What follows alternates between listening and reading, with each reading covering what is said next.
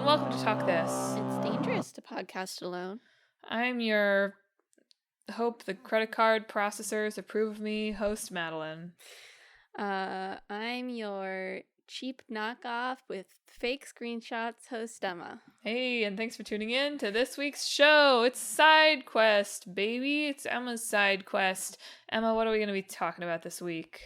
This week I wanted to talk about content moderation on gaming storefronts, I guess, to sum it up. Yeah. There's sort of two main issues, I guess, going on right now that are topical. Which is one, how storefronts like Steam and the eShop and the PlayStation Store and whatever are dealing with, shovelware has always been a thing, but AI generation has made shovelware even easier to make. So the influx of slop, I guess, the slop-apocalypse, these platforms, and then the current controversy around Steam and itch.io, which is another gaming storefront, being pressured by payment processors to remove certain types of adult content from sale on their stores. So it's a bad time to work at one of these storefronts, basically. That's what I was trying to say. Also, very easy, very small, easy topics for us. Yeah, nothing with wider ramifications culturally or technologically or anything. Just very small, very contained. Yes. The main takeaway I feel like from this is that storefronts are not well designed. No. Or well run or anything, really. Yeah. I was thinking about this generally, and it's like Steam is the only storefront that I browse on. Yeah.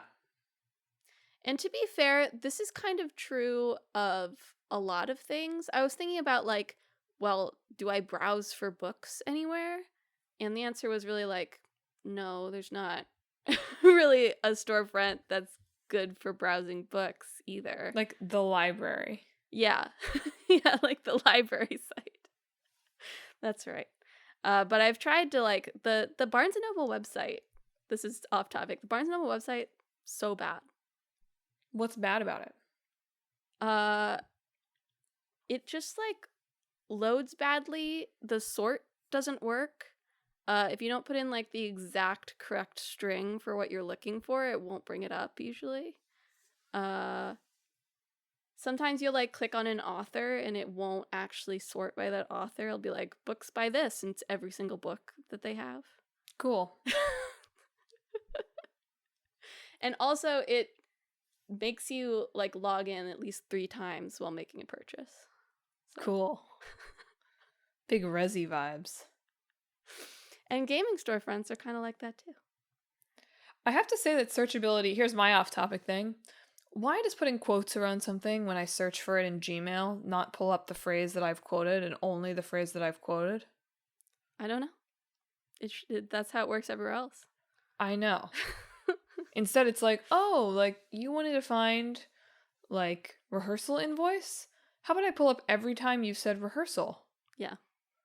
It's that's not what I wanted. It must use different syntax. You might want to look that up and see if they have a specific way to do that. Anyway, yes. So much of what we're going to talk about, not the censorship stuff, but so much of the other stuff is if systems were more searchable and more filterable and actually pushed stuff that humans had made to the top, then all of this stuff would kind of naturally wither on the vine. Yeah. But unfortunately, there are tons of ways to game the system to put your very low effort game at the front of the store.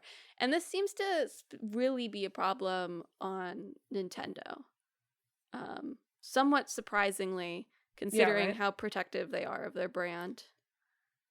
And it does seem like they have made some efforts with the release of the Switch 2 to be wow, this eShop sucks. Maybe we should do something about that. Yeah. But even then, it's like they're rolling it out in Asia first. They have these new guidelines for you can't lie in your screenshots, which is sort of a wild thing to think, like, that's a new guideline. Yeah, no lies. You can't put in screenshots that don't reflect the game on your store page. Fun new guideline for you. And it does seem like they have taken down some stuff in like Asian stores, that maybe they will be bringing these guidelines to the US eShop too. But they've also had problems with like there were a ton of unpacking clones, which Malin played unpacking, right? I did play unpacking. Yes, it's a game where you unpack stuff in various moves across a person's life. And so a lot of people made low effort copies of it and then put them up on the eShop, where they stayed for a very long time, even upon the developers complaining to Nintendo, who was not very responsive. And it took, people starting to write some articles about it for them to take it off, like, a few of the regional eShops. Yeah. The US one, the Europe one, the Australia one. Not some of the others. Whoops. So it just seems like at some point a lot of these things have become less stringent with their actual like approval processes of getting stuff up on the store. Well, of course, also, the number of games that are coming to these stores is exponentially larger than it was when they began. I mean, of course, we won't even talk about, obviously, content moderation pre-online storefront was, like, very, very different, right? Yeah. Nintendo could be like, you cannot show beer. And they could just do that. And now Steam publishes, like, 15,000 games a year to their storefront. So, like, yeah, it's got to be different. I mean, they had that whole, like, Steam Greenlight program for a while. It used to be Right. like, oh, wow, you've got your game on Steam, or even if you just look at, like, last time we did our 6 weeks in gaming, I talked about Next Fest, the most recent Next Fest, and you just look at, like, the exponential growth of games participating in Next Fest. And then that's just, like, one thing. You think about how many games are just being released. It's more than that. You only get to use one Next Fest slot. Yeah. No, it's crazy to think about how much it has changed in such a short period of time and how impossible. I mean, all of this, we're going to talk about, like, oh, the moderating is bad, we will say over and over. But also, it's, like, more or less an impossible task. Yeah.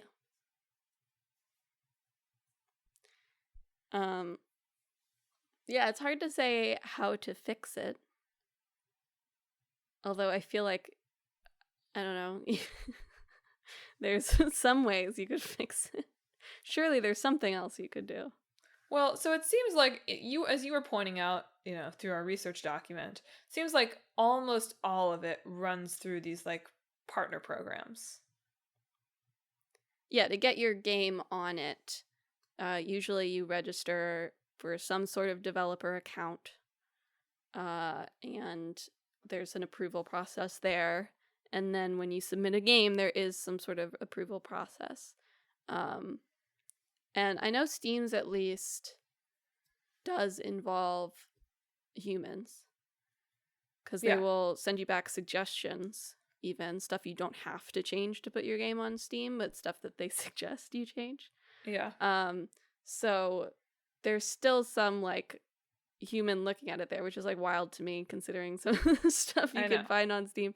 But and it can take a few days to get approval.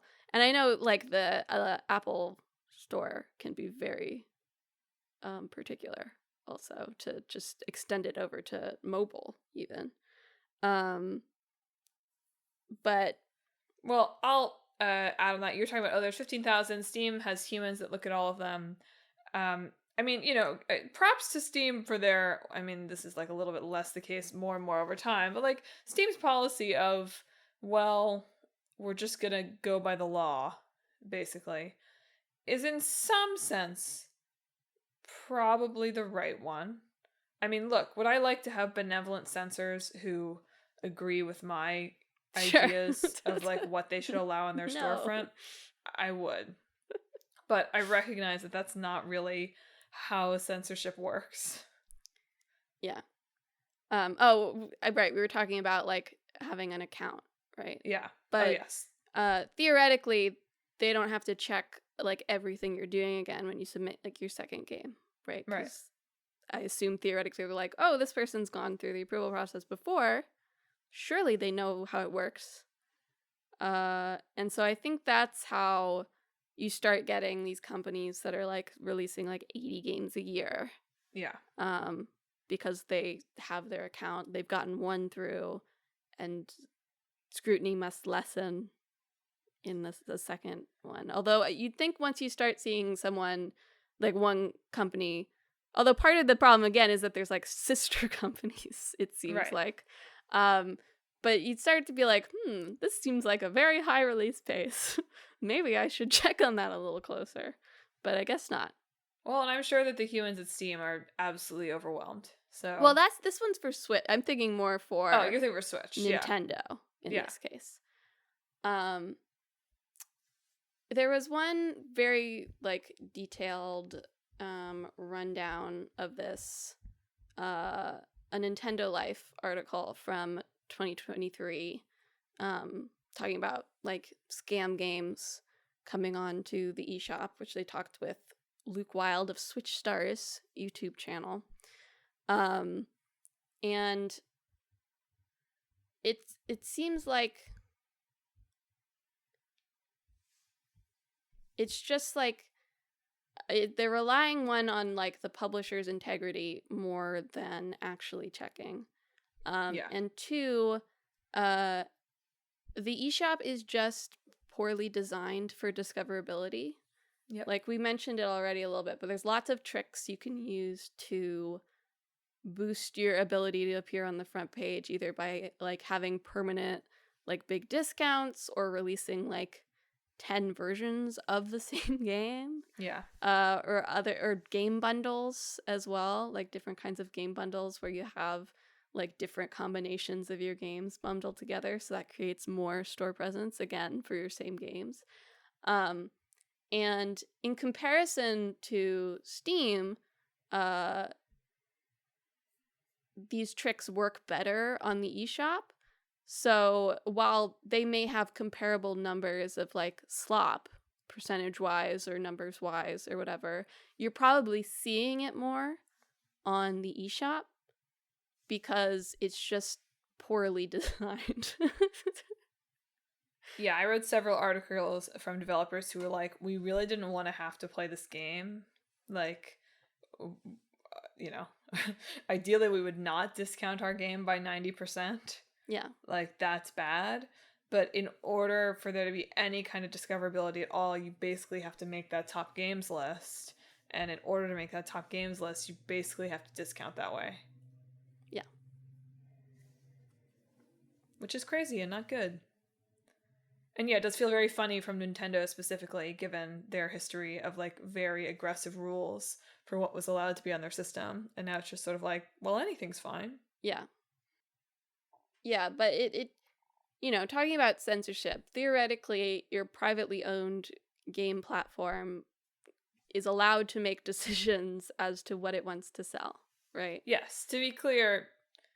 If I wanted to make a storefront and said, we only sell real-time tactics games with the vampires, like, theoretically, I could do that. And, I do honestly think people might vibe with that sometimes. Like, I'm not really sure how you would make money as a storefront. I understand that. But I do sort of feel like, if we had curated... I realize that what I'm inventing is, like, a general store. Like, what I'm inventing is the mall. Yeah. But what if we had different stores where people sold different things? Right. But like, a what would be considered maybe a positive example is like good old games, GOG, which is run by CD Projekt. All those games are DRM free. Uh-huh. You cannot sell a game with DRM. When you buy a game from GOG, you own that game. And so that's a form of moderation that consumers are probably happy with, but does mean that there are certain games that do not sell on GOG, right? But well, and similarly, Steam. I mean, it's similarly, but Steam had a no AI policy for a little while. Yes, that they've now walked back. Yes. Yeah. Now they trust you to disclose your use of AI. Yeah, I need to say, "Oh, pretty please, Mr. Steam, it's not bad." Well, it's not even like AI. They're judging your use of AI. It's like you have to promise that it's not illegal. And if it's live generated, because you can either have pre-generated AI content or AI content that the game is generating as the player is in it. Yeah. There's theoretically a reporting system where the player can report if they see illegal content in the game that is live generating, which I have to wonder how that works. Yeah. But and theoretically they also have to disclose, and this was fair when there was no AI too, although at least at that point you're breaking a more concrete rule if you put your AI game on there. But like there's been several games this year with small uses of AI, but uses of AI that have not disclosed until people have called them on it. So yeah, I mean, one thing if there was any consequence to that, right? But like why would you disclose? Then you say, "Oh, so sorry," and then they'll put the label on. Like, what are they going to do? Like, especially if you're a publisher of any size. Like, I suppose if you're like this is your one game and whatever first game, and that happens, like that might have ramifications for you. But if you are a company that exists, like I'm sure that there's no ramifications. I mean, not from Steam for sure. Yeah, I mean that's what I mean, not from Steam. So like, why would you ever tell the truth? Yeah. If you have any concerns about people having a reaction to you telling the truth, why would you? There's no, like, all they'll do is eventually label it. Yeah.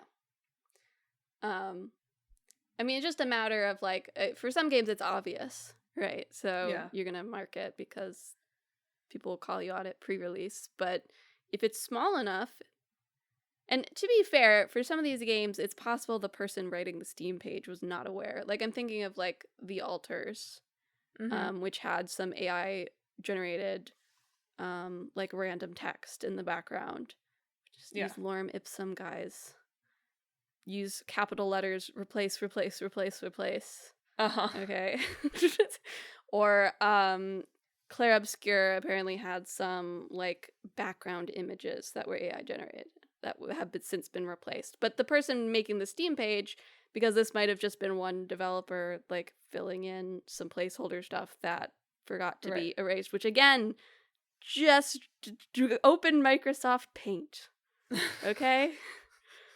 So it's possible the person making the Steam page was not aware that there was AI content in the game.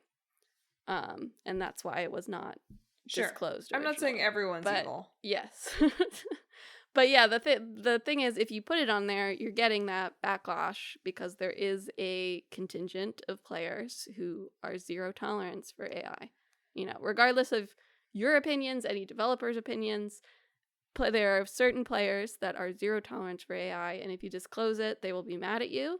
But if you don't disclose it, then maybe you delay them being mad at you for like 4 days. That's right. And then people have already bought your game. Yeah, that you would pass that news cycle, which is crucial. I mean, that's the whole... It's like DRM all over again in a weird way, right?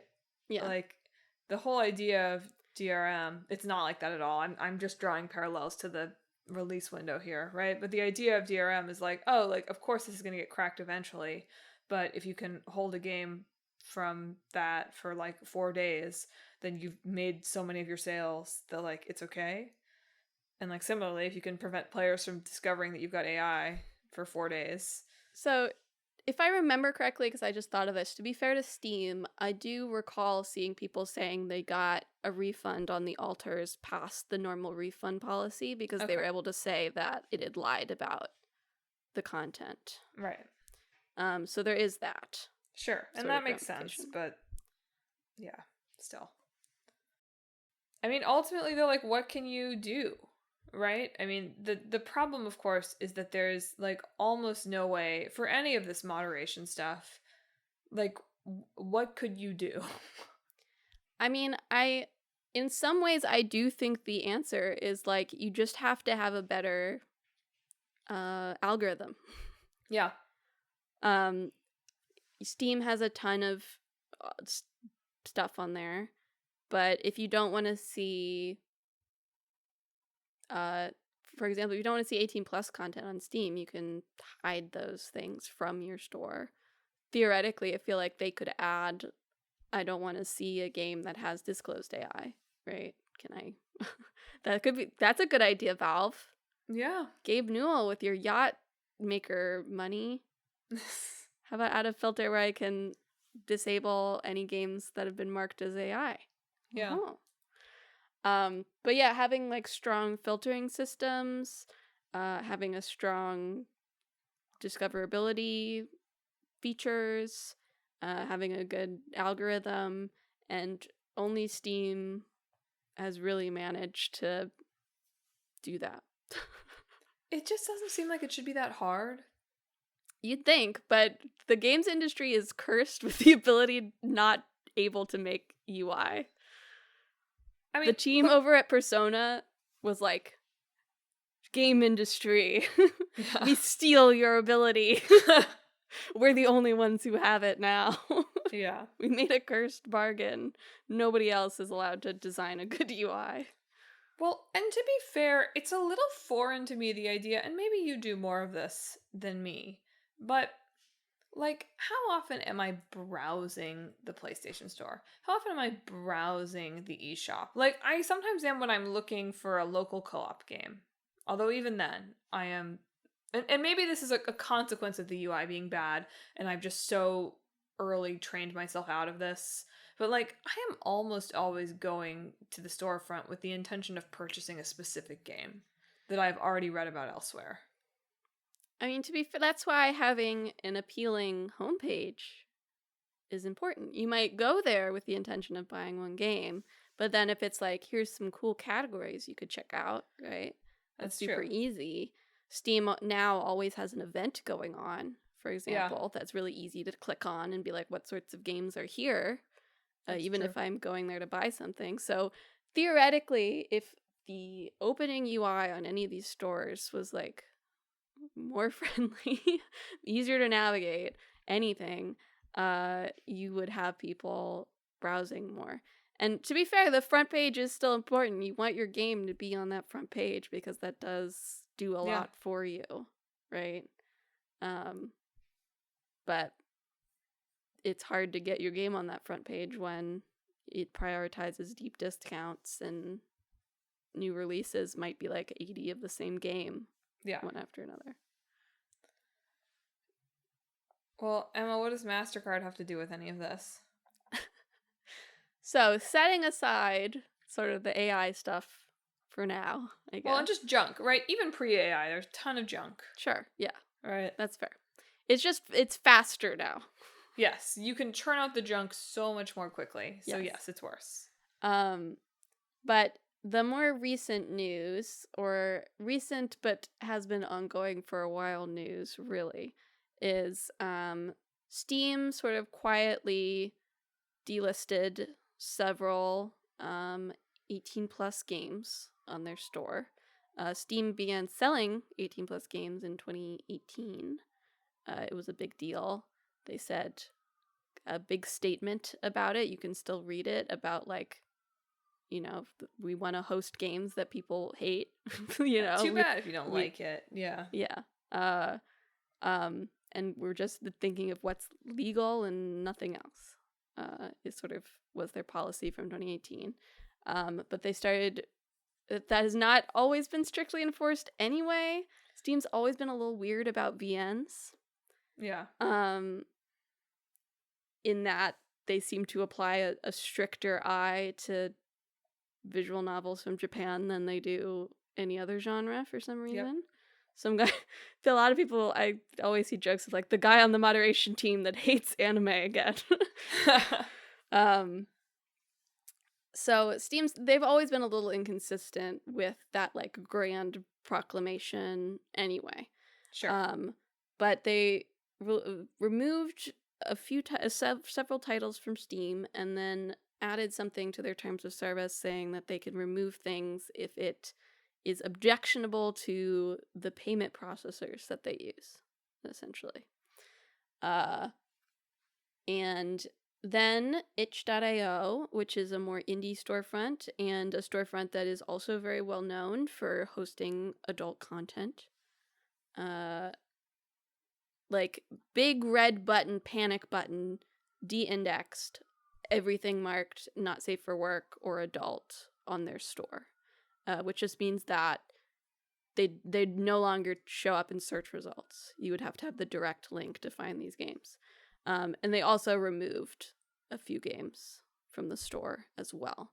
And both of them have said in so many words that essentially their payment processors like PayPal and Stripe were pressuring them to remove specifically games that are like violence against women, sexual violence against women, incest, rape, that sort of stuff. And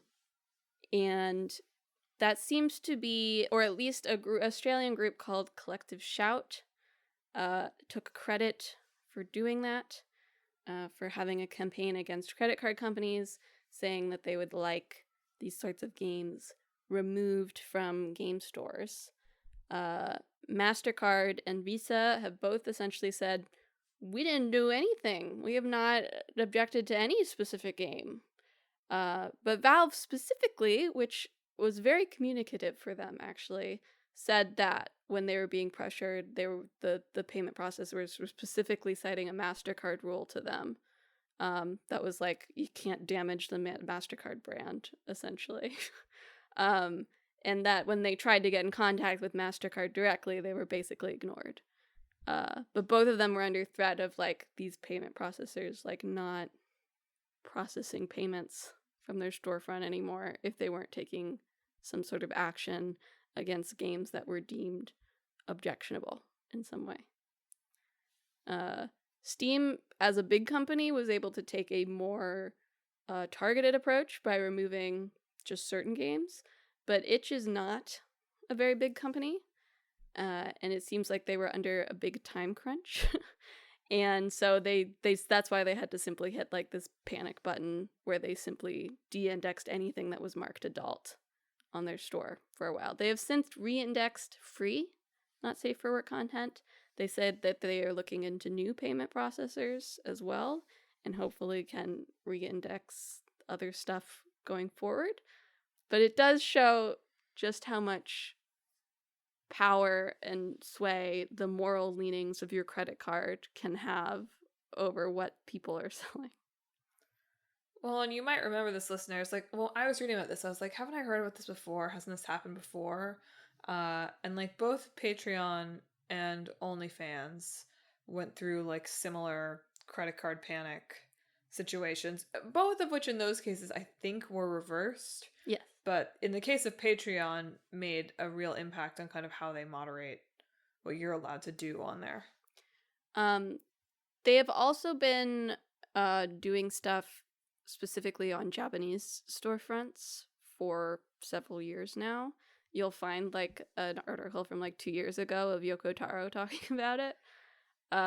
So this has been sort of a pattern of attempting to pressure stores away from selling stuff that they consider to be lewd. It's so interesting though, right? Because like, isn't money king? Like, if I'm Mr. MasterCard, why do I care where my piles of money come from? That's a good question. I don't know. Because you have so many piles of money that you can, and you've got like, 1,000 calls from this collective shout group that happens to perhaps line up with your morals. And you're like, well, what a good excuse, It's just so interesting. 'Cause it's like, man, you could say your MasterCard, and maybe this is the case. I don't know anything about MasterCard, but you could be like, oh, you can't buy a gun with a MasterCard, right? You can't buy weed with a MasterCard. I don't know, whatever. It's like any number of things, and it's always this. I don't know, man. The Americans are weird about sex. It's true. Is that a good enough answer for you? Like, that's the answer. I know that's the answer. I mean, well, the Collective Shout is technically an Australian group. Yes, Australia also. Apparently, yeah. I mean, Australia just bans games That's sometimes. true. So they're more intense over there even than here. No, it's just interesting to me that there's, like, never been a high profile, like, oh, credit card. Or, like, okay, like, Congress got all, like, oh, you have to, like, there's an influx of, like, Nazi games on Steam, which, like, there probably are, right? Yeah. But, like, why have the credit card companies not been like, you have to get rid of the Nazis? A great question.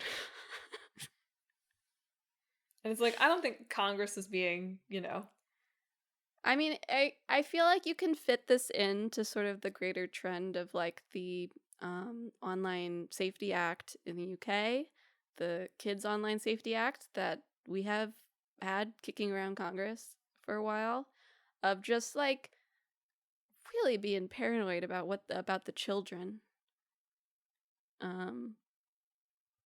in a way that's very disingenuous. Yeah, all the children with credit cards who are buying things off Steam. I mean, probably more of them than you think, but yeah. Sure. But that's not the credit card company's business, really. I mean, I know. They didn't give the credit card to the child. They gave it to the parent. But yeah, there's a very, big campaign happening right now to call these people a lot. So you can look up what's been happening with that. But it's just a concerning precedent, especially at this time, because first they'll come for the stuff that's like, oh yeah, like, that's kind of gross, like, sure, your weird little stepmom fantasy game, kind of weird, I'm not gonna lie. Yeah. No Mercy, a specific game that I believe was removed from Steam, is brought up a lot. I saw someone play it that was just like, this is just like basic stepmom erotic fantasy. There's not anything like particularly violent or egregious in here. But there's stuff that will be like, well, I wouldn't play that, so, but then once you start doing that, it's like, what counts as sexually explicit? Does gay people holding hands count as sexually explicit? Is that too mature for Steam? Well, it's the, like, you actually can't trust your censors to be benevolent. Yeah.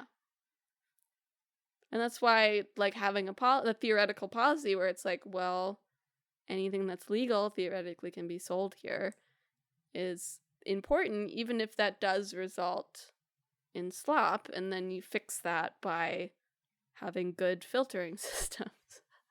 Emma solved the whole issue here. I've solved it. No, I know it's not that simple, but it's like, you have to accept a bit of the stuff that makes you go, ugh, so you can get to the stuff that makes you go, oh, Good. I do wish that we could get rid of the stuff that makes me go, though. Like, and I don't mean, like, in a content way. I just, like, want, like, could we get rid of the bad games? That's what the ignore button is for on Steam. I guess so. I don't really use Steam, so what do I know? I do wonder what the like, is there, like, a morality board at these credit card companies? Like, is that a job? Like I do wonder, like, okay, so they got all these calls, like, what's the process? Like, who goes, okay, it's time to, put the heavy on Steam, or and to be fair, somebody released, maybe Itch had some kind of statement from Stripe where they were, like, maybe indicating they might stand up to it. They were saying that they were pressured by banks. Yeah. I believe, which, like, maybe Yeah. it's kind of a like passing of the buck situation, which is, I feel like, a lot of it, right? Like, Yeah. MasterCard can say, well, we didn't, you know, tell Steam to take any games off, but maybe we told PayPal that they should consider telling Steam to Right. take some games off. So they can truthfully say, like, well, no specific game. We didn't really say they should remove any games or anything, while still theoretically being the cause of it. But that doesn't mean that PayPal is, like, blameless, right? No, of course not. And I think also, like, the danger is that it's kind of vague. Like, Collective Shout even came out because, as Twitter does, like, whatever, they're a turf group. Sure. Of course they are. But Twitter, the chuds don't like this either, obviously, right? They don't want that. They're not pro censorship necessarily of their sexual explicit stuff, so they've been misogynistically harassed on Twitter as well. It's just a cross-cutting. It's just a big mess.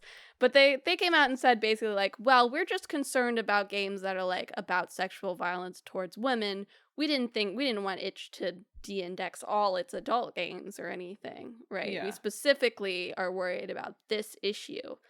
But you can't really do that in practice.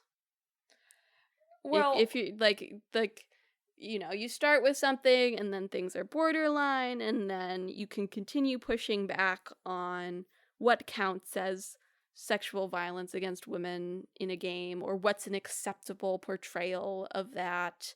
And, like, some people make games to work through their trauma. right. And perhaps the depictions in those games aren't the narrow view of respectful that you think it should be, but that's how they're working through it, and maybe it's cathartic for people playing as well in that way. And so it's hard to be like, well, this is the only way that you can portray incest, for example. Mm-hmm. Otherwise, it's offensive.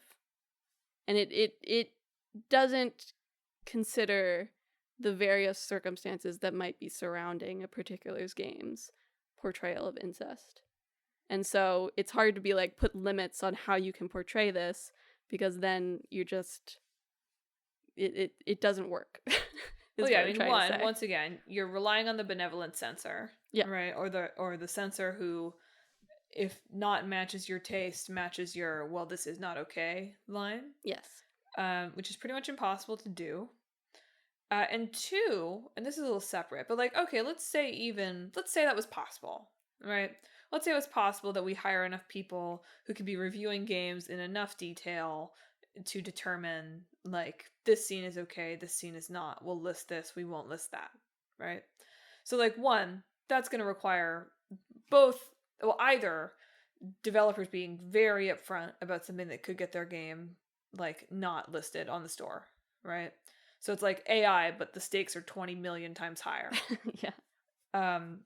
So there'd be that, right? One way you could do it is be like, the developer has to, like, submit that specific scene, and obviously that wouldn't work either. A lot of times you'd want the context, right? So, like, that's a problem. So, okay, if we can't do that, if we can't be like, you just have to play this 20 minutes and decide, right?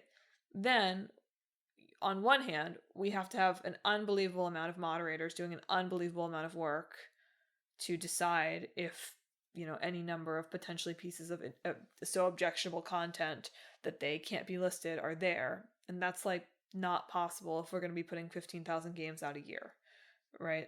Steam makes a lot of money. I still don't think that they make enough money to hire enough people to do that in that way. Two, okay, let's say we can do that, right? We've hired enough people. They're all so good and smart and totally aligned with what all players would want on this storefront.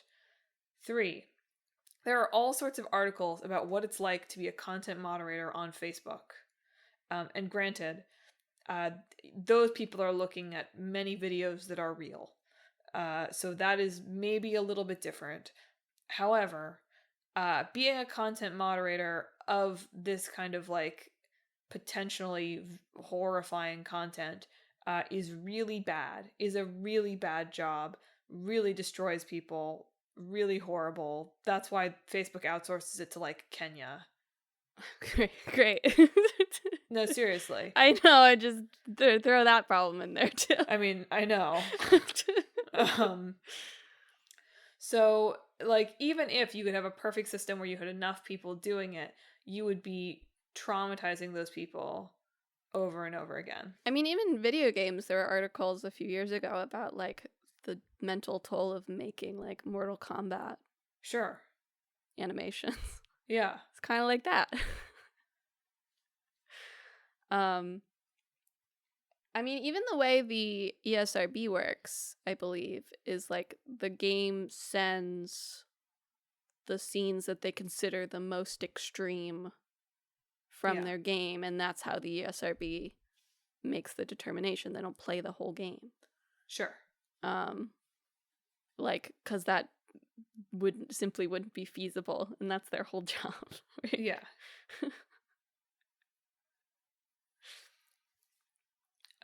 So yeah, I mean, it does ultimately sort of feel like any moderation policy beyond like we're going with what's legal here. I mean, and Steam has also been shown to be inconsistent about these things. With like, there was like a very famous VN whose name is escaping me. I think it like Full Metal Muramusa or something. And they made like a streaming version of it. Like, you can stream this version on Twitch, and they rejected that too. Yeah. So it's not even like, well, I can release this version of the game on Steam with like the objectionable scene removed, because that doesn't even guarantee theoretically that they are enacting their policies in a consistent way. Right. So there's that too. Is this like, okay, so I guess the reason that Steam is so much worse than everywhere else is like you can list stuff on Steam that isn't like ESRB rated. Yeah. Right? Because I was like, why doesn't Nintendo have huge amounts of like violent sexual content? I guess because like that immediately gets an adults only if it ever gets submitted anywhere. Well, I don't think that. I just think that digital games do not have to do the ESRB. Mm-hmm. I think it's just physical releases. Okay. I'm not sure that's entirely true, but you can definitely there's definitely ways you can release things without getting the ESRB. Like, it's not required to release your game. Yeah. I don't think. It is if you want a physical edition, I believe. Yeah. And if you're a big enough game, you are probably doing it because otherwise it looks bad. Yeah, it's like weird. Yeah. But I don't think you necessarily have to get rated by the ESRB. It just will put up that it's not rated. Yeah. So I guess it's just that like Nintendo or PlayStation or Microsoft, Xbox, Sony, whatever, have more specific policies against that kind of content to begin with. I mean, you can get like hentai bingo on your Switch if you want. I guess it's true. That's on there. They have that stuff on there too. I just feel like this stuff is always centered around Steam, and so I'm like, is it just that there's like less of this on the consoles somehow? I think that there's just more games on Steam. That's fair. Period. Yeah. Not even like necessarily in a particular category. It's just like, if you're releasing a game on one platform and you're not Nintendo themselves, it's probably Steam or mobile, I guess. Yeah. If you're making like an indie title that's not for PlayStation, you're probably not just picking PlayStation to release your game. True. Fair. Well, gosh. Sucks, huh? I mean, it just feels like like everything in the rest of the world, we are just gonna have to deal with swimming through more and more and more just absolute trash. And there's not really anything we can do about it. Yes, I think that the focus is definitely in the wrong places. How do we get some people working at MasterCard who'll be like, take down all the AI games? You'd have to convince them that it was damaging to their brand, I guess. Why do they always have to have like Puritans up there thinking about the brand management and not like little weirdos? Great question. I'd like to see MasterCard be like, I don't want to see a low-res tree in my game. I mean, to be fair, I kind of assume that all the people at the top of companies are actually little weirdos who are afraid of being found out. And so Sure. they act like Puritans. That's actually would be cool. It's But that yes. No, that's our real life, Madeline. That's not cool. So I guess you're right. But what I'm saying is, just once, like, I know this would be bad too, but just once, can we have a censorship scandal that's about something dumb? Like something just out there, totally weird. Alas. Well, I mean, this does remind me of, like, you could see gaps in, like, the content moderation back in, like, Cyberpunk. Remember? Remember Cyberpunk? Gosh, do I. Remember when that was the biggest concern of games? Yeah. Yeah, I mean, that's another thing. Like, we didn't even really talk about kind of like the false advertising of it all. But, Yeah. like, that's another big thing. Which, of course, in most cases is like people making, yes, unpacking clones or The Last of Us clones or utilizing screenshots from other games to sell their game. That's why there's this new content policy on the Nintendo Asia eShop of, like, you can't No lying. use fake screenshots because there would be these things using, like, screenshots of GTA and Cyberpunk. Yeah. And that was clearly not what they were once you actually bought it. And you might say, like, well, the consumer's stupid, but, like, that doesn't matter. Right. I mean, the consumer is stupid, but you also shouldn't be allowed to put screenshots up there that are not in your game. Yeah. But yes, Cyberpunk, of course, also a good notable example of, like, a high-profile situation where... And the PlayStation actually removed it. Right. Which is, like, wild to think about. It is. They probably should have pointed to all the, slop up there and been like, ours is better than this. Well, that was before there was really the problem. God, this bringing up Cyberpunk is a funny thing. I saw someone complaining about it that, like, I get why they're doing this, right? It's the tone, but, like, I keep getting assaulted by, like, sex sounds everywhere I go in Cyberpunk. And I was thinking, like, I feel like in the years since it is released, the real life dystopia will actually be disturbingly sexless. Yeah. I feel like our popular depiction of dystopia and, like, Cyberpunk is everybody's obsessed with sex. Yeah. Sex sells or whatever. Yeah. But I mean, just talking about this, I feel like it's actually, like, the most vanilla version possible. We never talk about it. The children must not be exposed. They cannot have a single sex ed course. It will traumatize them. Not one. Well, cool. Anyway, like I said, there is a big push campaign right now of harassing Visa and MasterCard with calls, essentially, which, if you are outraged by this, you can do. Or you can send physical letters. Or you can send complaints through the Better Business Bureau. Or you can do whatever else you think of peaceful, word-based protesting. Cut up your MasterCard. Or you can contact your representative and say, I think that the Kids Online Privacy Act is a bad idea. The Kids Online Safety Act is a bad idea. I don't want to put my ID in when I do anything on the internet. We should have talked about the have you seen, like, you can get around, like, uploading your ID by using, like, Death Stranding 2's photo mode? That's really funny. No, I didn't. That's hilarious. There's like a workaround using Death Stranding 2 that will accept you're uploading a thing. Anyway, I don't recommend doing that. You should probably just get a VPN. But very Wow. funny. Well, on that note, thank you for tuning in to another episode of Talk This. It's dangerous to podcast alone. If you were the moral guy at MasterCard, what would you decide that credit cards weren't allowed to buy? If you were a content moderator, would you be benevolent? Can we fix any of this? Or is it too late? If you have thoughts about this or anything else we talked about this week, hit us up on social media. We are on Facebook, Instagram, Blue Sky, and YouTube at Talk This Podcast. You can also visit our website, www.talkthispodcast.com, where you can read all about the show, check out the games in the hat, and read our blog. But most importantly, if you enjoy the show, you ought to subscribe. We're on Apple Podcasts, YouTube Podcasts, TuneIn, Spotify, Pandora Podcasts, online and on the app, Overcast, Pocket Casts, wherever you can find podcasts. Subscribe to Talk This so you never miss an episode on Sundays at noon. I don't really remember next week's games, as usual.